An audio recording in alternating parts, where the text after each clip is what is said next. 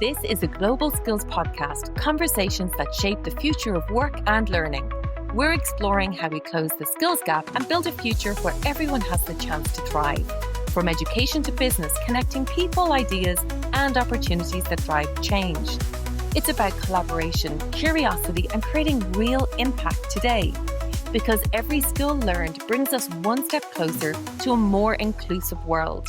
The Global Skills Podcast, where learning and opportunity come together. Welcome. Today on the Global Skills Podcast, I'm joined by a standout leader in modern talent acquisition, Kobi Ampoma. With over 2 decades shaping recruitment across global brands, Kobi now leads talent acquisition in the Netherlands for Heineken, while also serving as a mentor, advisor and advocate for truly inclusive hiring. Recognized in the Talent 100 for his impact on the future of hiring, he brings deep insights into how organizations can build diverse, high-performing teams. Kobi's passion for empowering emerging talent and elevating candidate experience makes this a conversation you won't want to miss. Kobi, you're so welcome to the Global Skills Podcast. Thank you very much, Vanessa, for having me. I'm looking forward to it.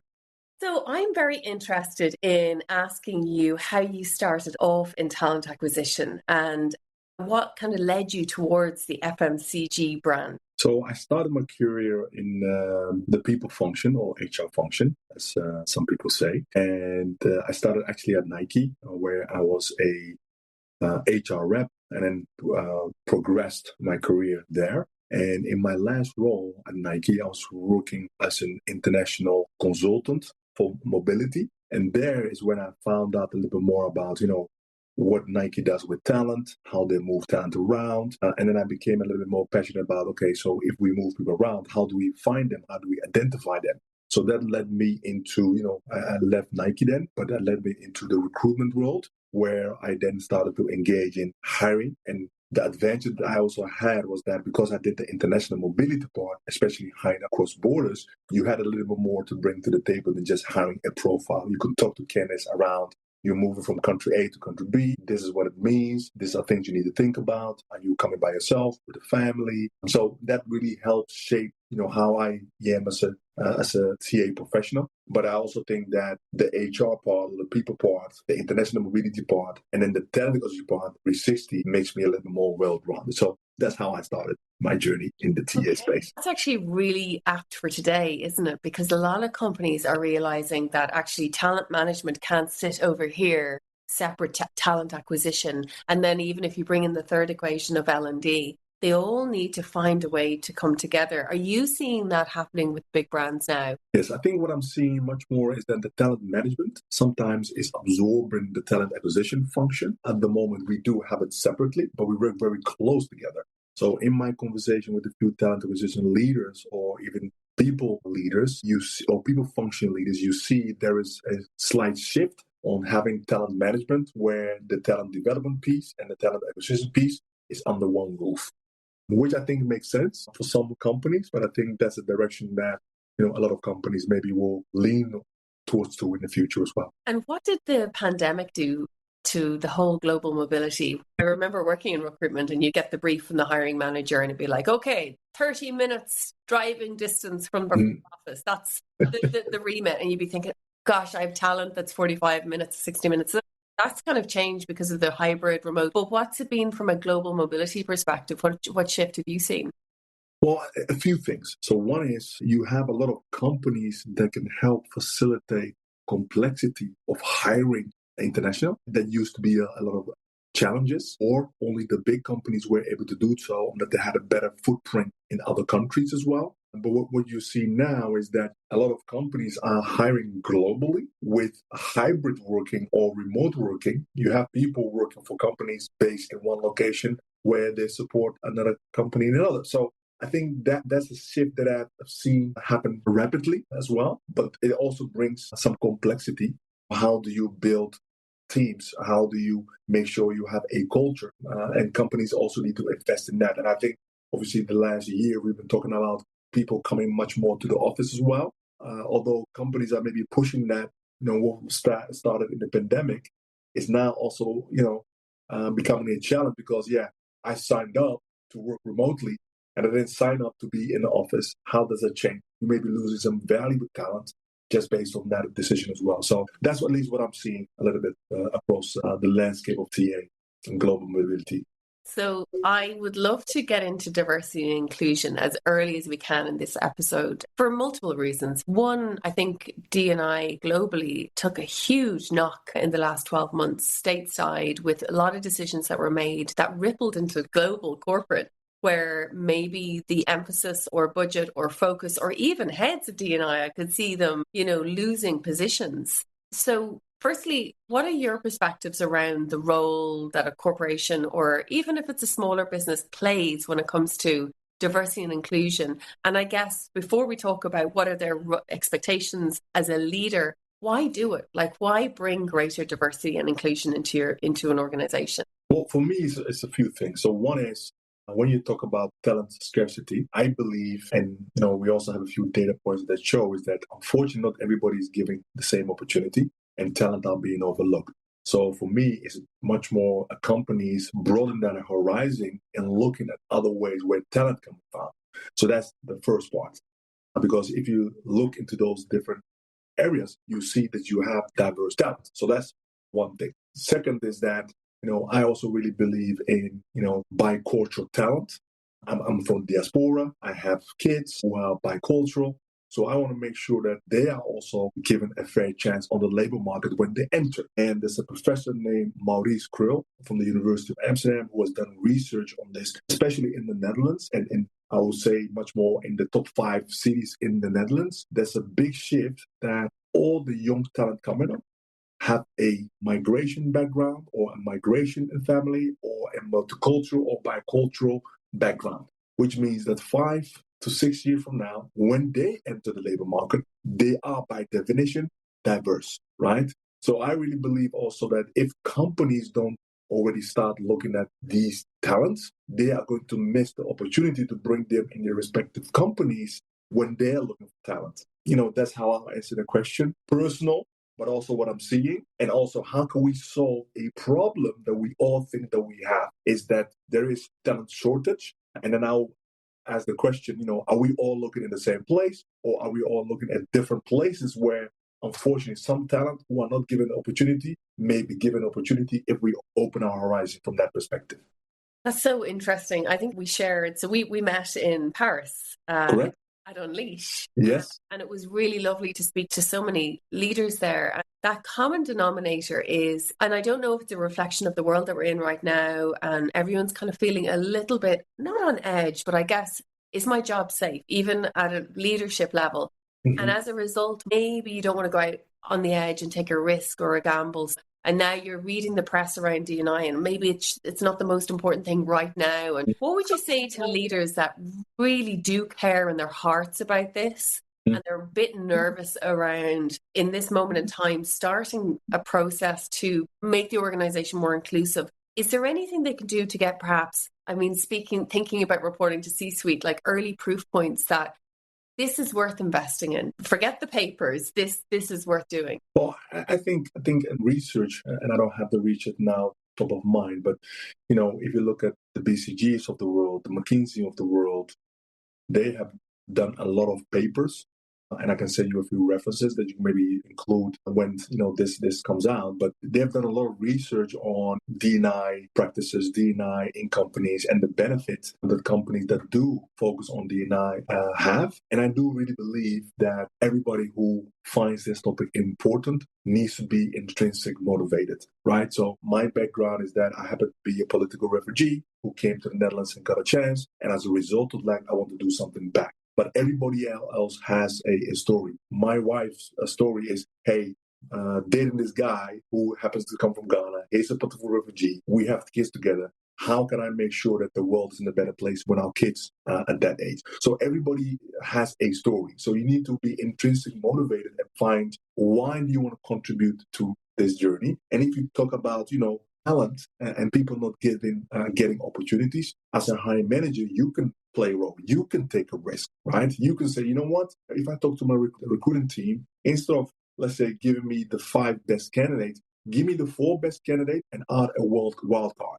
A wild card could be somebody who we think 50% is qualified to maybe do the job, but let them get an opportunity to at least interview and maybe demonstrate that they could do the job. So these are the things that I think people managers and leaders can do, but you need to have an intrinsic motivation and you need to have a story why you want to contribute to the bigger cause. What was your story? Who gave you the first chance in the career or the first step on the ladder? How long were you in the country before you had to go for that first job? Were you educated for many years? And I'd love to know who helped you on that. So I was lucky enough because I was 11 when I came to the Netherlands. So I went into the education system. But the person who gave me the opportunity, her name is Patricia Segers. She's currently based in Barcelona. And we've done a few lunches whenever I visit Barcelona. But she was the one who actually told the recruiter, hey, interesting profile. Can I speak to this guy? That's how I started my career at Nike. I think she ended up working maybe 10 years for Nike, 12 years maybe for Nike. And I ended up working there for 8 years, something like that. But she was the one who gave me the opportunity. And I remember, it's a funny story as well. I got my offer and I learned in school, you need to negotiate. You always need to negotiate. So she said, hey, Kobi, what do you think about the offer? And I think it's great, but I would like to negotiate. She's like, negotiate? This is a take it or leave it opportunity. I'm like, okay, I'm taking it. So, and then I started, one of my skills that I've also developed, that I've become a good negotiator or great negotiator, right? So that's something I'll never forget. She inspired me to also improve my negotiation skills. Actually, I mean, that's a really good point because I think maybe 10 years ago, and look, I've been out of recruitment, so this is a little bit of hearsay. I know when the last time I was in recruitment, sometimes you had to have young talent coming out and their confidence was beyond their experience, you know. It's okay. Like they learned a skill and they're going to deploy it. But I nearly see a full reversal now of graduates coming out of university and the confidence isn't there. And because they're not getting called back for interviews, there's this feeling of desperation. And what advice would you give a young person right now in terms of the whole talent acquisition landscape? Try and have success. What could or should they do? Yeah, I think it's a great question, by the way. But I think there are a few things that they can do, right? So one is, and it depends obviously based on your personality a bit, but I do think that people sometimes undervalue the networking part. Who do you know at companies? How can they help you, gain some kind of competitive advantages, either with the recruitment team or give you insight how it is to work for that company? Because that helps when you go for an interview or when you finally go for an interview and you have some insight that you can share because you've done some research or your network helps provide that insight. That is already a great thing. I think the second part as well is that, young talent need to take a little bit more time to read what is actually needed in the role. Sometimes they come in thinking that they can do the role, but they have less experience. I go by the 3 split. So first is, if you are 0 to 2 years experience, is much more around your motivation. So can you demonstrate in conversation how motivated you are for that opportunity? You don't know the role 100%, but if you know it 50 or 60%, trying to come up with examples, right, that you can demonstrate to indicate that if a high manager has a challenge or a problem, you are the one who's going to solve that problem for them. So that's the first bucket, much more on the motivation and using, any background or experience that you've gained to demonstrate examples around that. The second one is then the 2 years to maybe 5 years experience, right? That is you have some kind of experience, you're looking for your next step in the role. And then it's very important to really dissect, hey, what am I bringing to the table and how do I tackle it in a way so that people understand, hey, if you give me this problem, this is how I will tackle it, or this is how I've been able to tackle it in the past. The third part is much more, hey, I have 5+ years experience. I see this opportunity. How can I make sure that I'm bringing something to the table? I also want to get something out of the table, but I can easily solve my manager who is looking for somebody and solve that problem. And unfortunately, there's a lot of people out looking for opportunities. So the competition is up there for sure. But that's why I believe is utilizing your network in different things. If you make a list of companies maybe there's a 1 or 2 connections away from you that you can reach out to.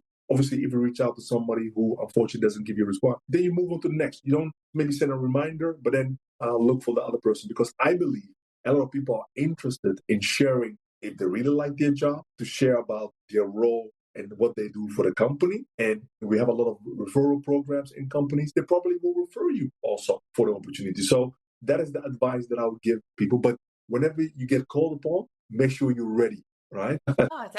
That's an episode in itself, all that advice there. And that last piece, I've never really considered that before someone young reaching out to, like, I'm just going to give an example, if they want to be a sales representative, to connect with someone who clearly is doing well, they might post on LinkedIn, they might be a bit of a thought leader, connecting with them. And then if that person has a virtual coffee with you and feels like, yeah, I have potentially what it takes, the motivation, let me refer you, they financially benefit, is what you're saying? Yeah, also, they're financial benefit. And maybe that's me. But anybody who reaches out to me and said, hey, Kobi, you are in the TA space. I'd like to learn a few things from you. Would you have a 10 or 15 minutes time for coffee? I'll be open to that.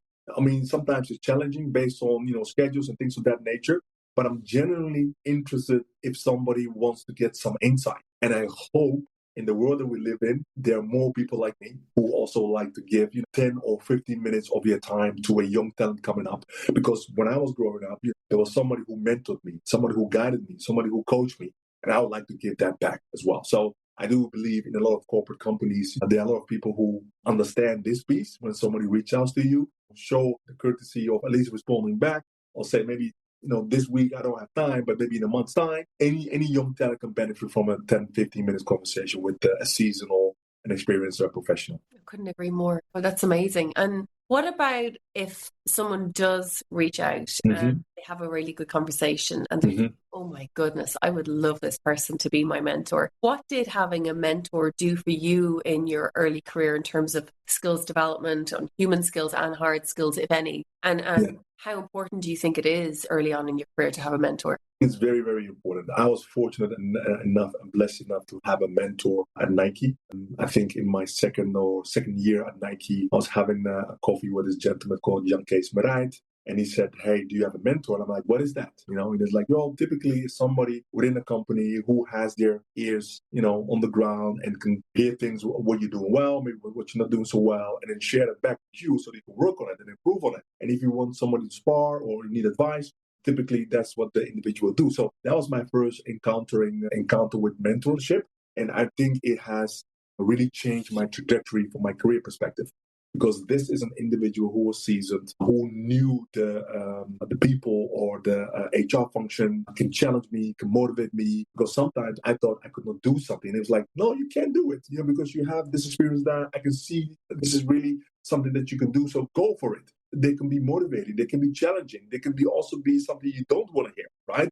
So all these things, and I still mentor, I don't know, maybe 4 or 5 people on top of my day job at the moment. But that is how I try to give back, because I know by mentoring people, it can really change people's life as well. So I think it's very, very beneficial. And there's a lot of companies out there, right, who try to connect people. So I'm, for example, part of a company called Roots Inspired. This is a guy that I grew up with. Actually, I met him in the gym when we were studying. And 24 years later or 23 years later, he pops up with an email saying, hey, I see that you're working at this company. Do you mind having a coffee? And then he was telling me about Roots Inspired, which actually helps multicultural, talented individuals in big international companies, connect them with senior people who are also in companies to mentor them. And his background is in banking. So that's how he started. But now, he has a lot of people mentoring others. I think I've done maybe 6 people year to date with Roots Inspired, helping them progress in their career based on the different topics that they have and want support on. And I think this is needed now more than ever, because some of the higher education universities that I'm talking to, like some of the work that we do with the Skills Passport is with the educational sector. And we can, with that technology, see the skills gap. And the skills gap with industry, it's just getting wider and wider and wider. So expecting graduates to come straight out of with their degree and land the job and with a little bit onboarding, it's probably realistic now more than ever. So do you think the role of a mentor with some more customized learning could help bridge that gap, or is there anything else that companies could be doing? Well, I mean, if I look at, for example, our company, we have something called Mix and Match, right? A mental match. So you are matching people internally with seasoned or experienced folks in the company and will get guidance on different. So we do it internally, but you can also find an external layer that can help do that. But I do believe we have a lot of people managers who are maybe not fully equipped in managing and guiding young talent. So I do think that the mentorship program can help with that. I do think that the people leaders in your organization is a make or break. So depending on how you invest in them, you see that trickle down in the people that they manage and the culture that you build, respectively. I've been fortunate enough to work with some great leaders. So I utilize the examples that I have and try to trickle that down into my own experiences and my own team. That's going to be very important. So nowadays, when you also talk about fully remote or hybrid, I do think that a combination is good, because if you're physically in the building and you physically interact with people, you learn more organically compared to, sitting at home and just doing your work. I like the combination, but I also really enjoy physically being in the office and engaging with other people, hearing things as well. And I think young talent, although working remotely or hybrid, brings some flexibility. I think at the early part of your career, you benefit being much more in the office as well. Yeah, 100%. And it's funny, your life stages, when you're in your 20s, the socializing is so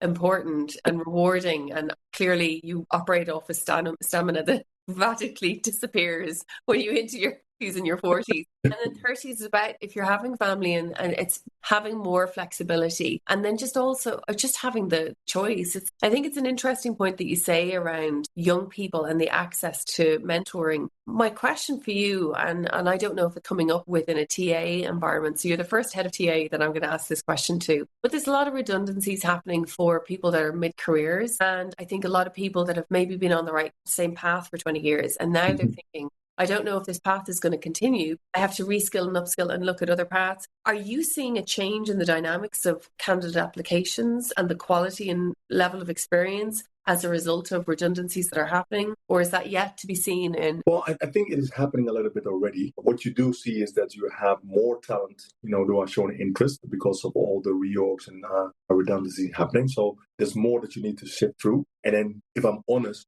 traditionally, we are trying to tick boxes, right? So I'm saying, hey, this individual, more than 5 years experience, tick. Ideally from this industry, tick. Did they work at these 4 or 5 companies that I'm aware of? Tick. So we are still, that's what I believe in, still ticking a lot of boxes. We still need to shift our mindset in looking at, hey, what has somebody done? What do they bring to the table? Does it matter what company they work for or the industry they work for? Is it transferable skills that we can bring respectively to our organization? Or are we looking to diversify, background that people have?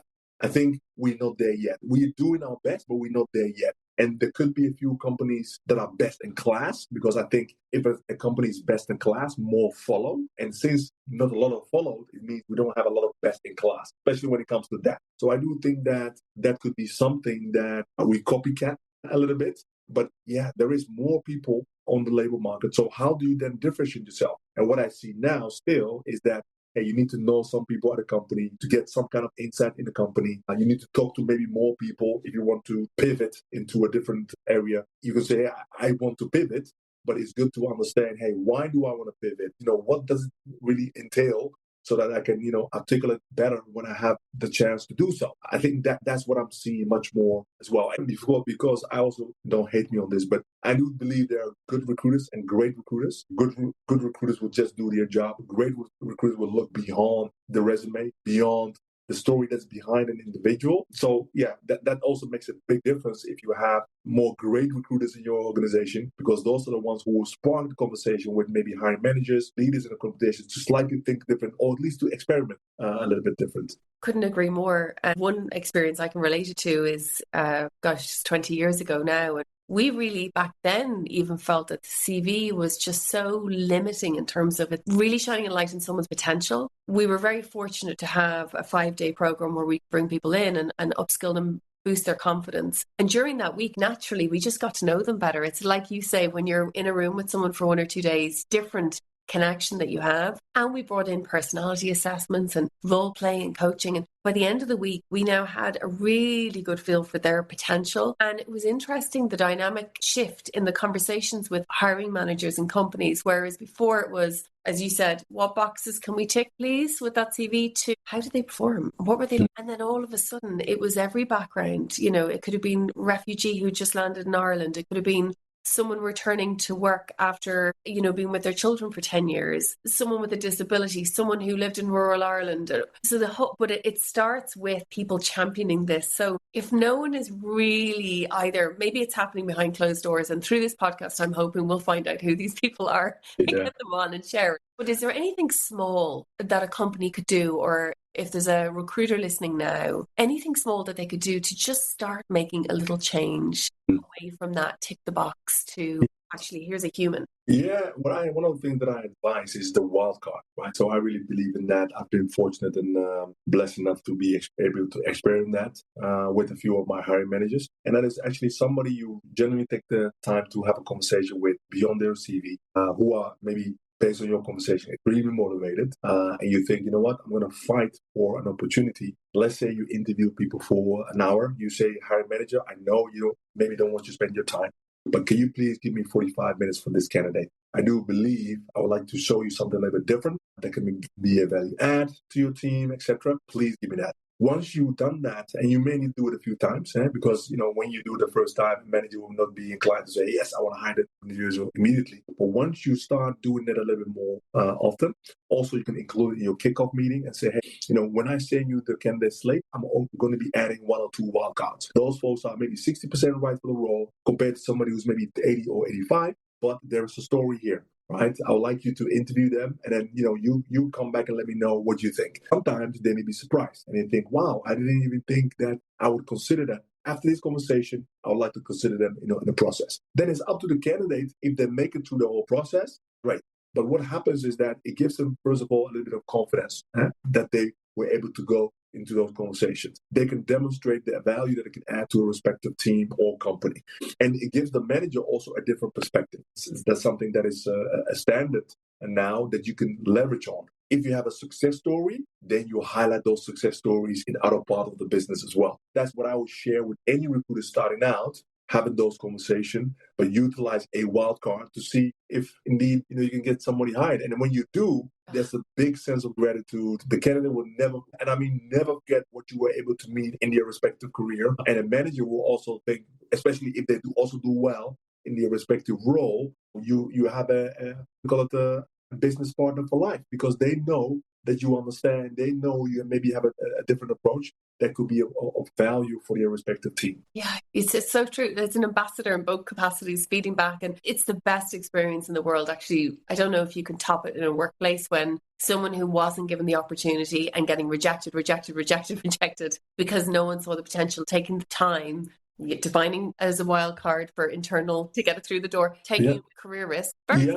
a recruiter, and then boom, that person eventually gets the job. And the thing is, they'll never let you down, or a very slim chance they'll ever let you down. And that because they've been given that opportunity, they'll just want to shine. Yeah. Very good. Okay, Kobi, there's so much changing in tech right now for talent acquisition. So you've got automation on screening and interviewing scheduling and forecasting and everything. And then you've an influx in AI generated CVs. And so there's a lot of pressure on TA teams, not necessarily to keep hiring, but augmenting the workflow that they're doing. And maybe, I don't know, expect better results based on what was expected of them a year ago. What are you seeing as the core challenges for talent acquisition, not just within your organization, but just ear to the ground? What are you hearing? So, Ali, what I'm hearing based on conversation I have with a few TA leaders is that there's a lot coming our way, right? How do we filter through all these noises? Because there's also an ask to do more with less, right? So how do we filter through all the noise of the technology that's coming our way? What is a challenge for your respective organization based on how mature you are as a function? And then making decisions that can help you as a company, as a function where is speed important? So if you are growing, let's say in 2026, and you need to hire faster, do you have tooling that can maybe help you do so? If it's much more sustaining, what kind of efficiencies can you do and work on your respective team to make sure that's the case? As an example, we have implemented our candidate survey mid-July. We want to collect information to hear what the candidates are saying about us, what the hiring manager are saying about us, and what is the recruiter say about the hiring manager. With this feedback, we can tweak our processes and see where we need to do better, right? Because we can always guess that we're doing this right, or we think this could be improved, but we want to hear it firsthand from candidates, hiring managers, and recruiters so that we can improve. And it's not only one-dimensional. Yes, hiring manager is also getting assessed how we work together, how we collaborate, how they communicate, how their responsiveness is. And also the recruiter is also going to be judged. Plus, we get some great insights from candidates. And then with this 360 feedback, we can improve and make sure that we're best in class. Wow. Okay. I mean, that was comprehensive. That's really good. Okay, so we have a closing tradition to the podcast where you can answer one of two questions. Okay. First is there a skill that you had when you were a young person that you don't use anymore that you'd like to? And if so, why? Or is there a skill that you think is fundamentally very important for young people to now have in their careers to optimize for success? That's a good question. I'll go for the second one. So I think when it comes to young talent, and I don't know if this is a skill or not, is curiosity a skill? Yeah, okay. So I do think that being curious is a very important skill set to have. Why? Because if you are curious, you want to learn new things. If you're curious, you want to ask questions and understand why things are done maybe a certain way. If you're curious, you are going to be asking questions yourself. What do I need? How do I need to develop? And one of the mistakes that I think that I made in my career is that I should have invested more time in learning, also by myself after graduation. I mean, because you are always busy to learn. I can spend, an expensive lunch of 80 euros with two of my friends, but I don't want to pick up a book where I can learn something from. At least that was me. So what I've learned, at least in the last 10 years, is that invest in yourself, be curious, because that is what is going to bring you a little bit further. And experiment, make mistakes, but be curious. Kobi, that's brilliant. Thank you so much. I couldn't agree more with you because that's the journey that I went on just a couple of years ago. But when I first graduated, the last thing I wanted to do was learn, which just shows you with age. Yes. But hopefully young people listening today will go, okay, there might be something in this. And if you're not working, keep skilling yourself up because everything is changing so rapidly, fast. You can nearly get ahead of the current workforce if you're not working right now by just keep learning. So, Kobi, this was a great episode. Thank you so much for joining me today. I really appreciate it. Well, first of all, thank you for having me. I enjoyed it as well, and I hope your audience also enjoyed it. Whether you're leading a business, shaping education, planning your next career move, or just starting out, you're part of a global conversation about how we learn, work, and grow. If you've enjoyed this episode, remember to subscribe so you never miss what's next. And for early access to new episodes, first invites to events, and a chance to connect with others driving real change, join the community at globalskillspodcast.com because the future of skills belongs to all of us.